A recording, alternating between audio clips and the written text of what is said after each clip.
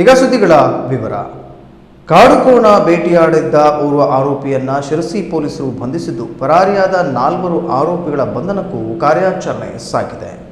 ಶಿರಸಿ ತಾಲೂಕಿನ ಜಾನ್ಮನೆ ಉಪವಿಭಾಗದ ಹುಲೇಕಲ್ ವಲಯದ ಮಠದೇವಳ ಗ್ರಾಮದ ಅರಣ್ಯ ಪ್ರದೇಶದಲ್ಲಿ ಮೇಲ್ನೋಟಕ್ಕೆ ಕಾಡುಕೋಣವನ್ನ ಬೇಟೆಯಾಡಿರುವ ಖಚಿತ ಮಾಹಿತಿ ಮೇರೆಗೆ ಆರೋಪಿ ಅಬ್ದುಲ್ ಸಲೀಂ ಅಬ್ದುಲ್ ರಬ್ಬು ಸಾಬ್ 44 ವರ್ಷನನ್ನು ಶಿರಸಿ ವಿಭಾಗದ ಅರಣ್ಯಾಧಿಕಾರಿಗಳು ಬಂಧಿಸಿದ್ದಾರೆ.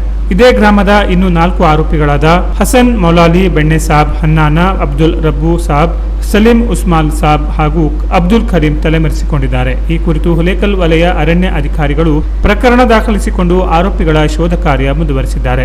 ಬಂಧಿತ ಆರೋಪಿಯಿಂದ ಕಾಡುಕೋಣದ ಮಾಂಸದ ಅವಶೇಷ ಹಾಗೂ ತುಣುಕುಗಳು, ಪ್ಲಾಸ್ಟಿಕ್ ಚೀಲ ವಶಕ್ಕೆ ಪಡೆಯಲಾಗಿದೆ. ಈ ಒಂದು ಕಾರ್ಯಾಚರಣೆಯನ್ನು ಶಿರಸಿ ವಿಭಾಗದ ಡಿಸಿಎಫ್ ಸಂದೀಪ್ ಸೂರ್ಯವಂಶಿ ಹಾಗೂ ಜಾನ್ಮನೆ ಉಪವಿಭಾಗದ ಎಸಿಎಫ್ ಹರೀಶ್ ಸಿಎನ್ ಮಾರ್ಗದರ್ಶನ ಮತ್ತು ಹುಲೇಕಲ್ ವಲಯ ಅರಣ್ಯಾಧಿಕಾರಿಗಳಾದ ಶಿವಾನಂದ್ ಎಸ್ ನಿಂಗಾಣಿ ಅವರ ನೇತೃತ್ವದಲ್ಲಿ ಕಾರ್ಯಾಚರಣೆ ನಡೆಸಲಾಗಿತ್ತು. Canara plus news, Sirsi.